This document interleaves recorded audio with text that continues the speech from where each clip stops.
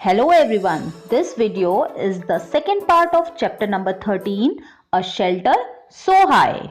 People living on top of the world. Now was the time to climb higher. Loner had a tough time zigzagging along narrow rocky mountain roads.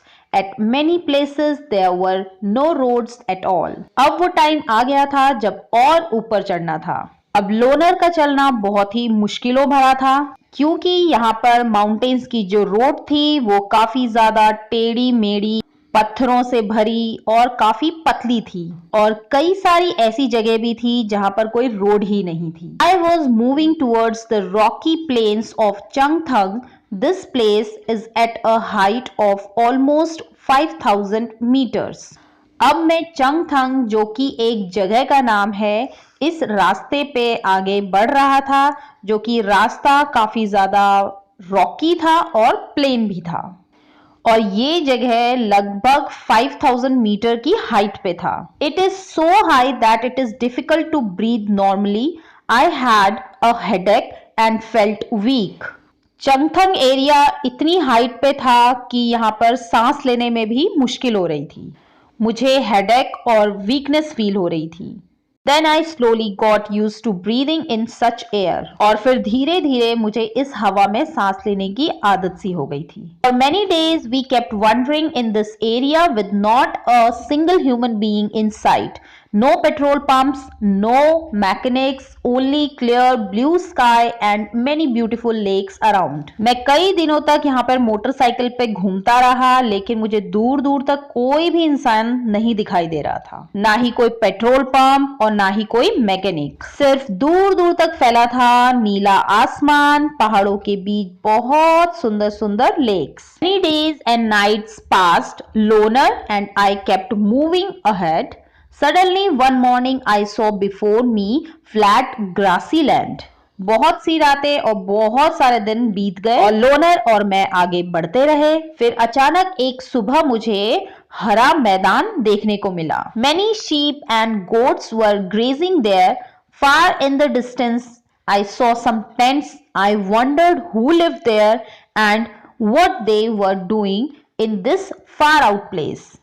और उस हरे भरे मैदान में मुझे बहुत सारी भेड़ और बकरियां चरती हुई नजर आई और थोड़े से डिस्टेंस पे मैंने देखा कि वहां पर टेंट भी लगे हुए थे और मैं हैरान था कि सुनसान से इलाके में ये कौन से लोग थे और ये यहाँ पे क्या कर रहे थे. यहाँ पे चंगथंग एक जगह का नाम था पर चंगथंग का एक मीनिंग भी है. इसका मीनिंग होता है एक ऐसा जगह जहां पर बहुत ही कम लोग रहते हैं. The Changpa. There I met Namgyal and come to know about the Changpa, a tribe living on the mountains. The Changpa tribe has only about 5000 people.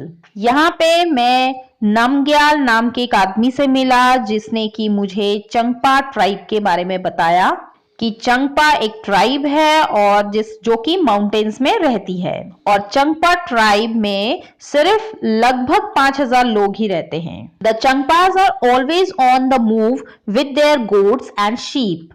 It is from these that they get all that they need: milk, meat, skin for tent and wool for coats and sweaters. Their goats are their only treasure.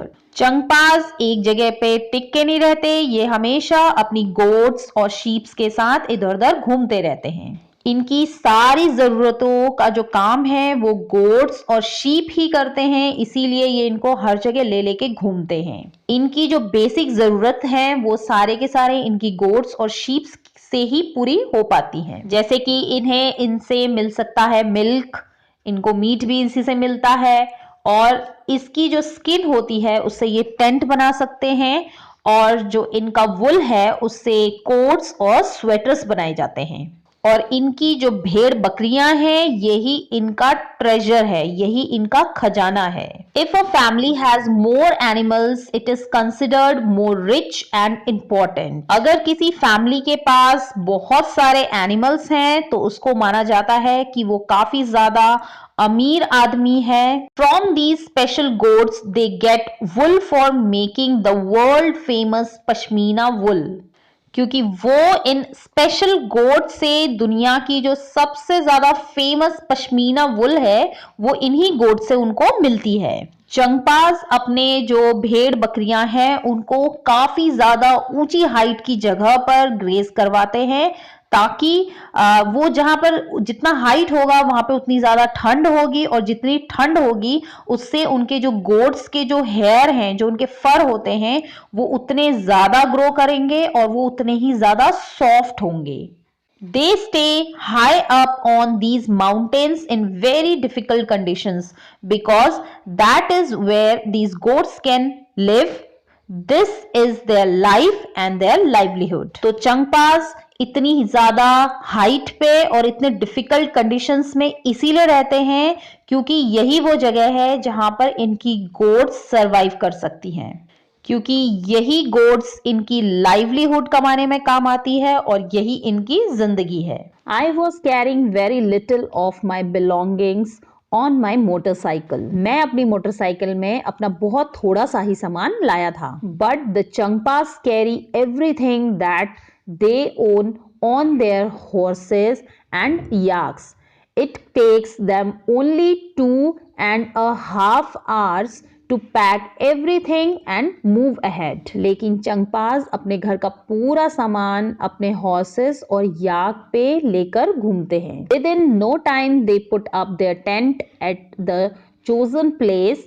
The luggage is unpacked and their homes are ready. और ये अपने घर का सारा सामान 2.5 घंटे में pack करके आगे बढ़ जाते हैं और बिल्कुल थोड़े से ही समय में ये अपनी जो चुनी हुई जगह होती है, जो चूज करी हुई जगह होती है, वहां पर टेंट लगा देते हैं और थोड़े से ही समय में ये अपना लगेज भी अनपैक कर लेते हैं और इनका घर रेडी हो जाता है। You are most welcome into our house, said Namgyal as he led me to the big cone-shaped tent. They call their tent Rebo. आपका स्वागत है कहते हुए नमग्याल मुझे अपने बड़े से कोन शेप के टेंट में ले गया और इस टेंट को रीबो कहा जाता है। Yak hair is woven to make stripes which are stitched together. These are strong and warm and protect them from the icy strong wind.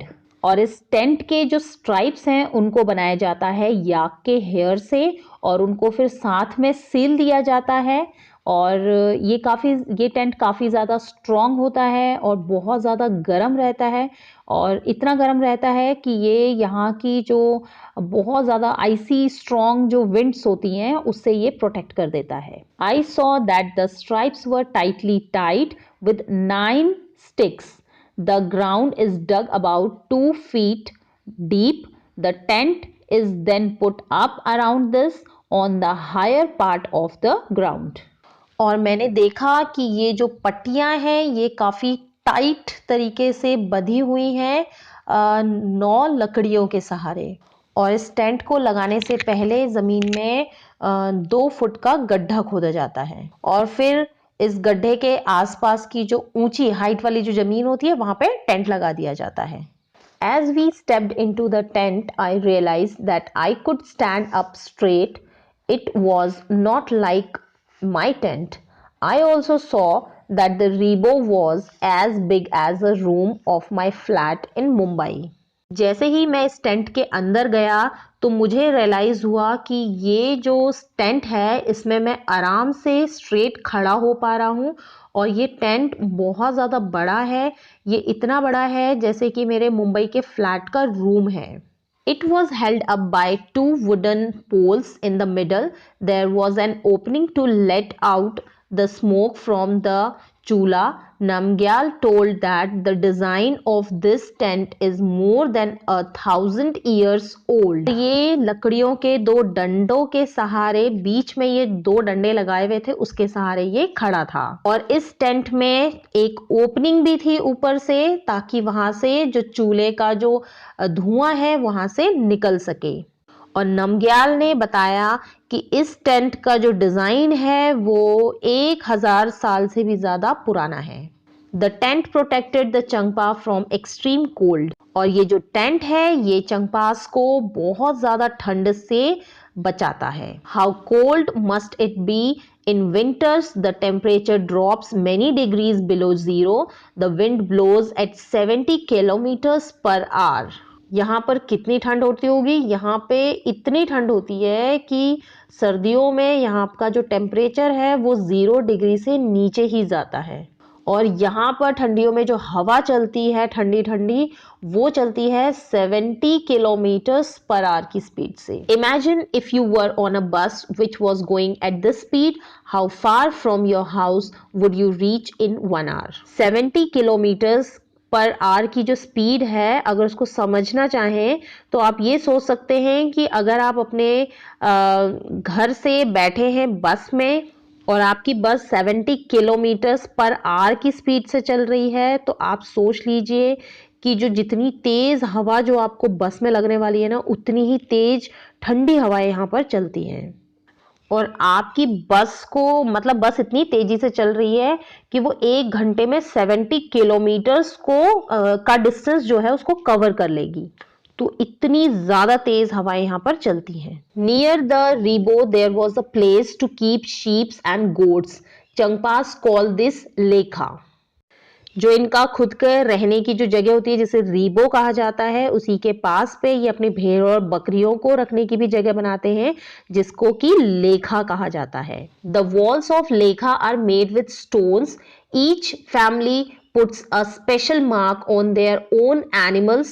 The woman and young girl count and take the animals out of the lekha. They count them again every day when they bring them back in the evening. लेखा की जो दीवारें होती हैं वो पत्थरों से बनाई जाती हैं। यहाँ पर हर एक फैमिली अपने अपने एनिमल्स पे अपना एक स्पेशल निशान बना देती है ताकि उन्हें अपना जानवर को पहचानने में आसानी हो पाए। सुबह अपने गोट्स और शीप्स को जब ये लेखा से बाहर निकालते हैं और शाम को जब लेखा के दोबारा अंदर डालते हैं, तो काउंटिंग का जो काम है वो यहाँ की जो औरतें हैं और यहाँ की जो यंग गर्ल्स हैं वो करती हैं।